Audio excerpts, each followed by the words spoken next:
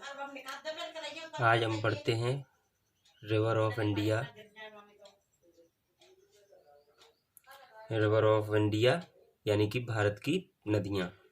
ठीक है, तो इन नदियों को दो भागों में बांटा गया है। नंबर 1 हिमालय नदी और नंबर 2 प्रायद्वीपीय नदी।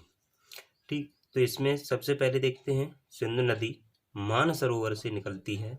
इसके नीचे क्रम में, ठीक है, सिंधु नदी के नीचे क्रम में क्या है कि झेलम नदी और चिनाब नदी, और फिर रावी, ब्यास, ब्यास के बाद फिर सतलज। ठीक है, यानी कि ये 6 नदियां इस क्रम में हैं, और इन 6 नदियों में सिंधु, झेलम और चिनाब तीनों नदियों का जल 80% पाकिस्तान में और 20% भारत में। ठीक है, 20% ये किसमें? भारत में। ठीक, ये भारत में प्रयोग किया जाता है। और 3 नदियां रावी, ब्यास और सतलज, इसका 80% जल भारत में उपयोग किया जाता है और 20% पाकिस्तान में। ठीक है, ये पाकिस्तान में किया जाता है। अब उसके बाद फिर देखते हैं कि आगे गंगा उत्तराखंड के गंगोत्री से निकलकर 2525 किलोमीटर लंबी है।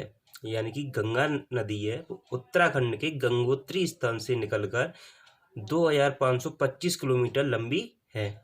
यमुना भी उत्तराखंड से निकलकर प्रयागराज में गंगा में मिलती है।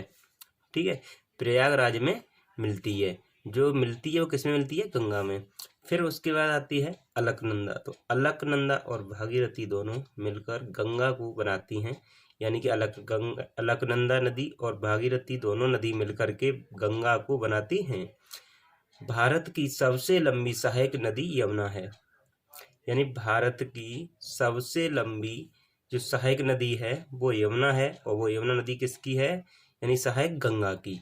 ठीक है, यमुना की सहायक नदी चंबल और बेतवा है। यानी यमुना नदी है, उसकी भी सहायक 2 नदियां हैं जो चंबल और बेतवा है। गंगा को बांग्लादेश में पद्मा के नाम से जाना जाता है, या गंगा को बांग्लादेश में पद्मा कहते हैं। चीन तिब्बत में सांगपो और भारत में आती है तो इसे ब्रह्मपुत्र कहते हैं। जब ब्रह्मपुत्र बांग्लादेश में जाती है तब इसे जमुना कहते हैं। यानी कि जैसे ही ये नदी चीन तिब्बत में से निकलती है तो सांगपो कहते हैं, और जब भारत में आती है तो ब्रह्मपुत्र कहते हैं। जब बांग्लादेश में जाती है तो इसे जमुना के नाम से कहते हैं। ठीक, जब गंगा और ब्रह्मपुत्र मिलकर बांग्लादेश में नदी बनाती हैं उसे मेघना कहते हैं। यानी कि जब गंगा और ब्रह्मपुत्र दोनों नदियां मिलकर के और बांग्लादेश में जब नदी बनाती हैं तो उसे मेघना नदी कहते हैं।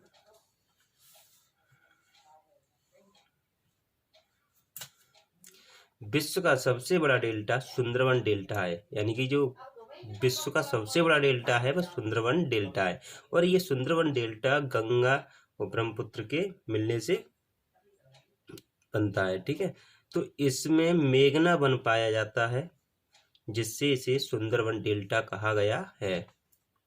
यानी कि इसमें मेघना वन पाया जाता है जिसे सुंदरवन डेल्टा कहा गया है। अरावली पर्वत, तो लूनी नदी अरावली पर्वत से निकलकर बीच में ही कच्छ की खाड़ी में विलुप्त हो जाती है। अमरकंटक से नर्मदा महानदी और सोन नदी निकलती है। अमरकंटक जो स्थान है वहां से नर्मदा नदी, महानदी और सोन नदी निकलती है। नर्मदा और ताप्ती नदी अरब सागर में गिरती हैं। ये नर्मदा और ताप्ती नदी है वो अरब सागर में गिरती हैं। नर्मदा नदी अरब सागर में ऊंचाई से गिरती है जिससे ऊंचा पानी गिरता है, जिसे जल प्रपात कहते हैं। इसका नाम धुआंधार नाम रखा गया।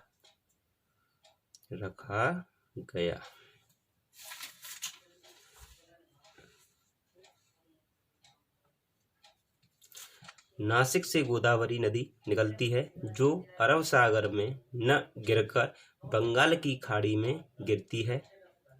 यानी जो गोदावरी नदी है वो अरब सागर में ना गिर के बंगाल की खाड़ी में गिरती है। गोदावरी नदी को दक्षिण गंगा नदी भी कहा जाता है, यानी जो दक्षिण है उसकी गंगा भी कहा जाता है गोदावरी नदी को। तो कृष्णा नदी पर नागा अर्जुन, यानी कि यहाँ पर होगा नागा अर्जुन बांध है।